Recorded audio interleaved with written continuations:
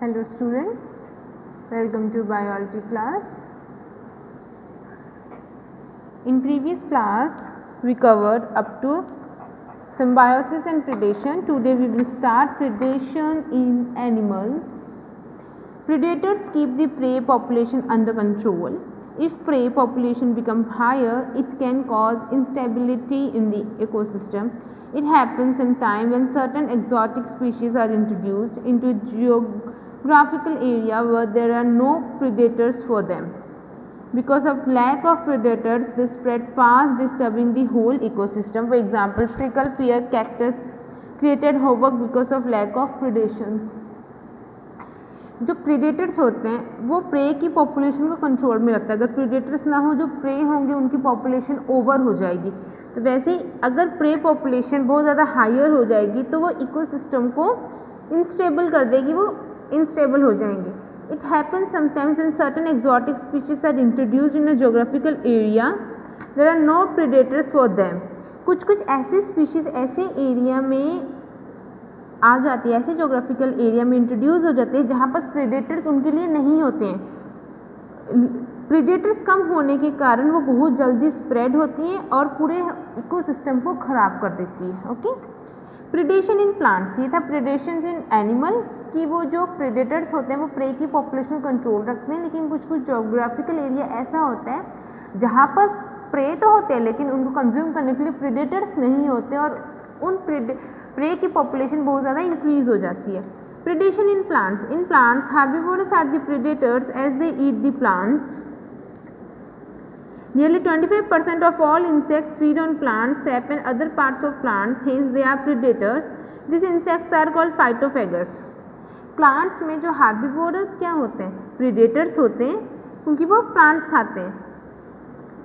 Nearly 25% of all insects feed on plants. 25% insects जो होते हैं वो फीड करते हैं प्लांट से, इसलिए उनको हम प्रीडेटर्स बोलते हैं.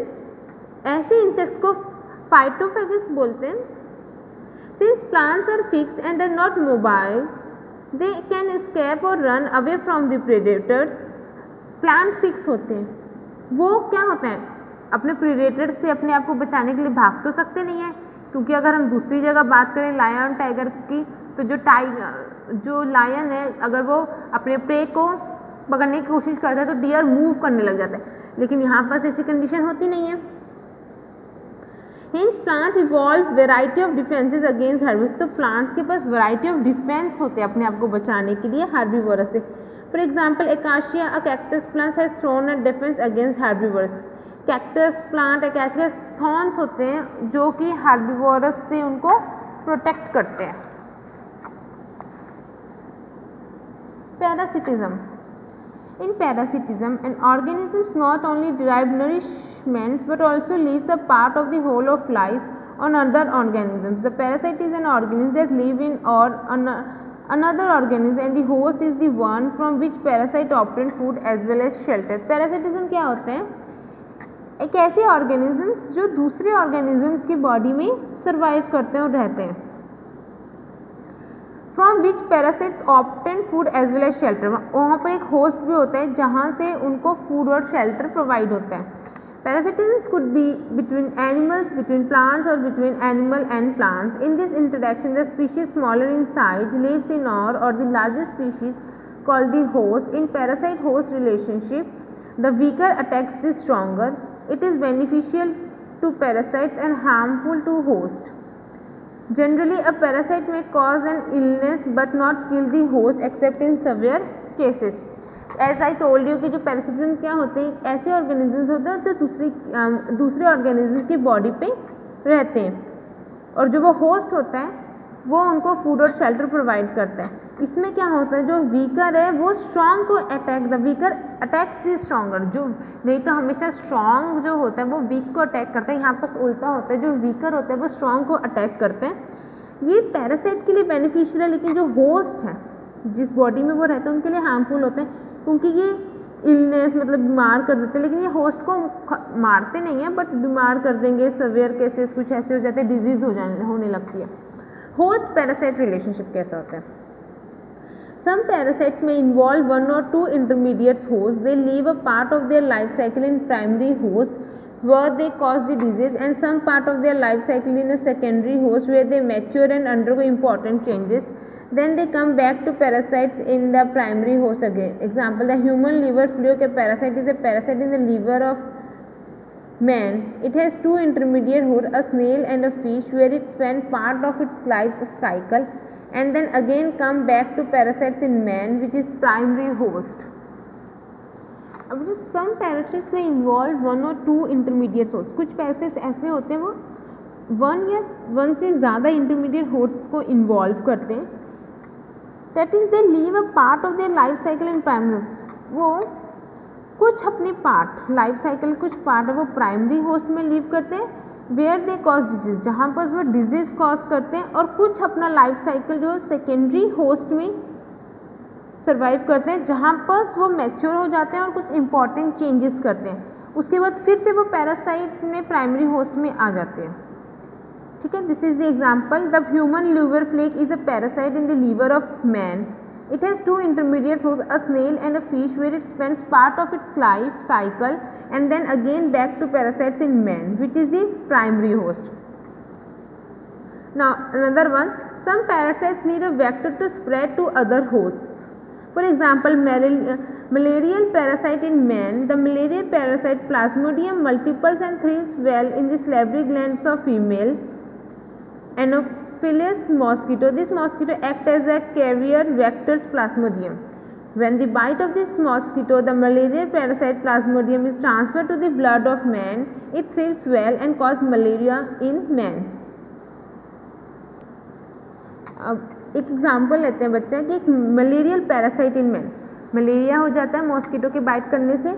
तो वैसे ही अगर मैं बोलूँ कि द मलेरियल पैरासाइट जो plasmodium multiple and thrive well in the salivary gland of females anopheles mosquito. This mosquito act as a carrier plasmodium.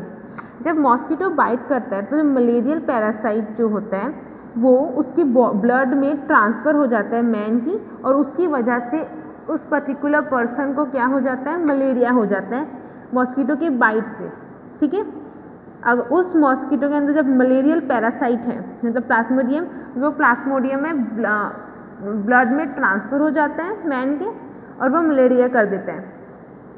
उसके बाद अगर जो फीमेल एनोफिलिस मॉस्किटो होती है, जो फीमेल एनोफिलिस मॉस्किटो होती है, अगर वो उस पर्टिकुलर पर्सन को बाइट कर दे जिसको मलेरिया पहले से ही है, उसके बाद फिर से वो एनोफिलिस मॉस्किटो अगेन उसको बाइट कर दे, the malarial parasite gets into the salivary gland of the mosquito.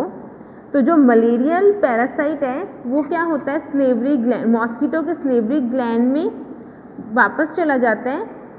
उसके बाद अगर वो मॉस्किटो कुछ हेल्दी पर्सन को अगर बाइट करे तो again it transfer parasite into its blood. This way mosquito act as a vector of parasite to spread the disease. इस तरीके से जो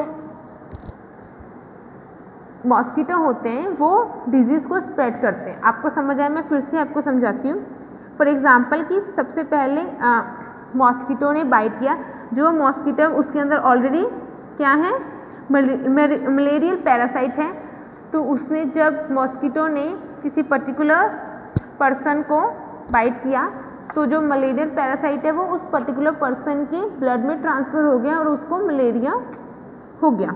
उसके बाद जो फीमेल एनोफिलस मॉस्किटो अगेन उसने उस मलेरियल पैरासाइट जिसको ऑलरेडी मलेरिया हुआ है उसको बाइट किया, तो वो जो मलेरियल पैरासाइट है वो फीमेल मॉस्किटो की बॉडी salivary gland में चला जाएगा, और उसके बाद फिर से अगर वो किसी हेल्दी पर्सन को बाइट करेगी वो मॉस्किटो, तो अगेन उस हेल्दी पर्सन को मलेरिया ट्रांसफ़र हो जाएगा. इन दिस वे जो मॉस्किटोज हैं वो डिजीज़ को स्प्रेड करते हैं.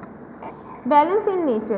In ecology, it is believed that all the ecosystem are in the state of some balance. For instance, the level of carbon dioxide and oxygen are balanced by nature. Green plants and trees need carbon dioxide for photosynthesis, and during this process, they release oxygen in the atmosphere.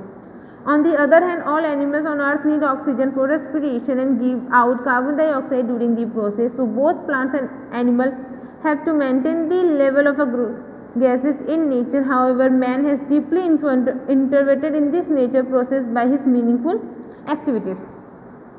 बच्चा ecosystem ecology को maintain रखने के लिए जो plants क्या करते हैं, carbon dioxide consume करते हैं और हमको ऑक्सीजन प्रोवाइड करते हैं. सेम एज ह्यूमन बींग्स है वो ऑक्सीजन कंज्यूम करते हैं, कार्बन डाइऑक्साइड प्रोवाइड करते हैं. तो इस तरीके से जो इकोसिस्टम में जो गैसेस हैं वो मेंटेन रहती हैं.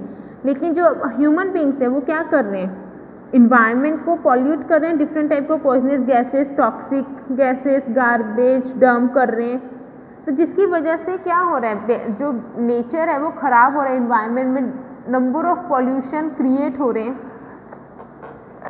No green house effect and global warming.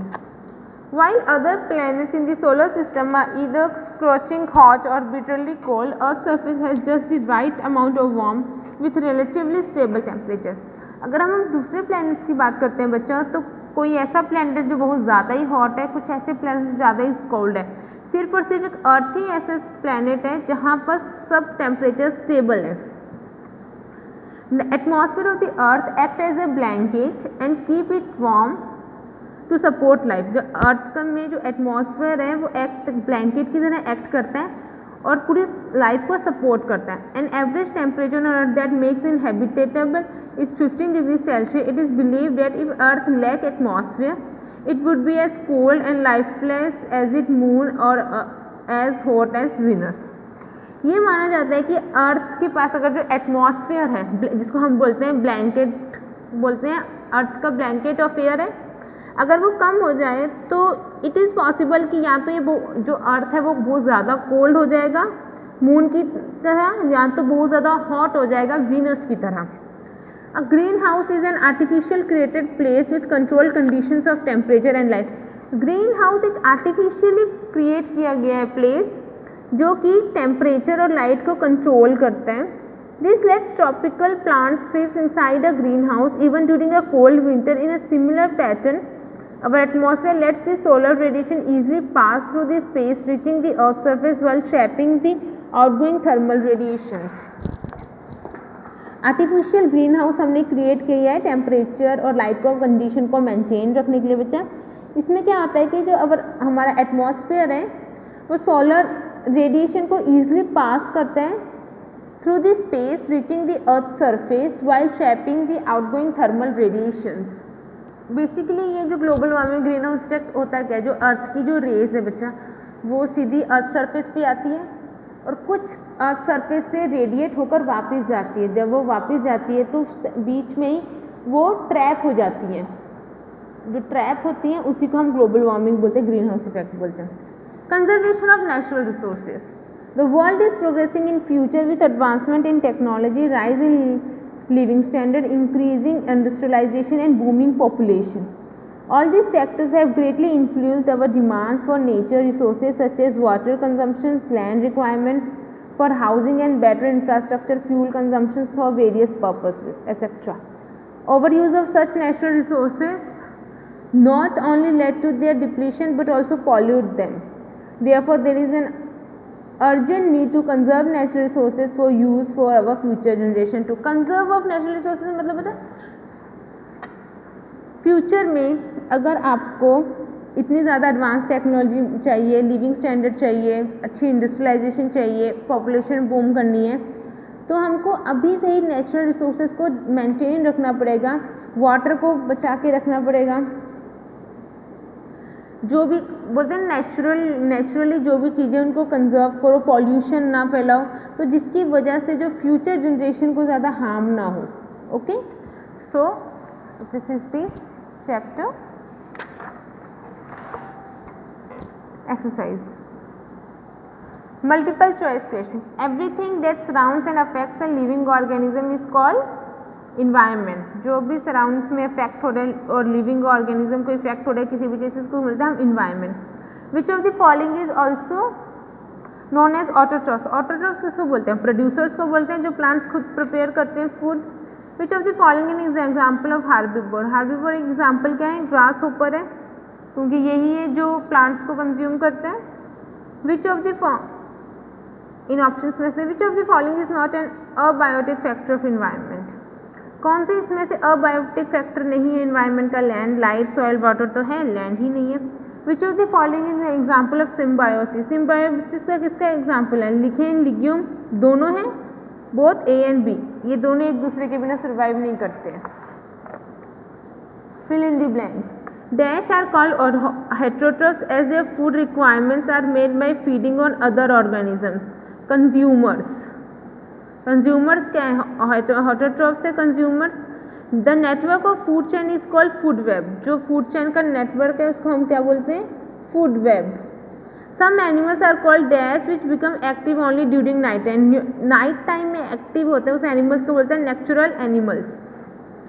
Examples of a producer in pond ecosystem. Examples हैं प्रोड्यूसर का पॉन्ड इकोसिस्टम में क्या है? फ्लोटिंग प्लांट्स, वो प्रोड्यूसर्स हैं इकोसिस्टम में। Tiger, owl and cat are carnivorous animals. True and false? Saprotrophs secrete digest enzymes to decompose organic matter. True. Saprotrophs digest करते हैं एंजाइम्स को डिकम्पोज ऑर्गेनिक मैटर। ट्रू।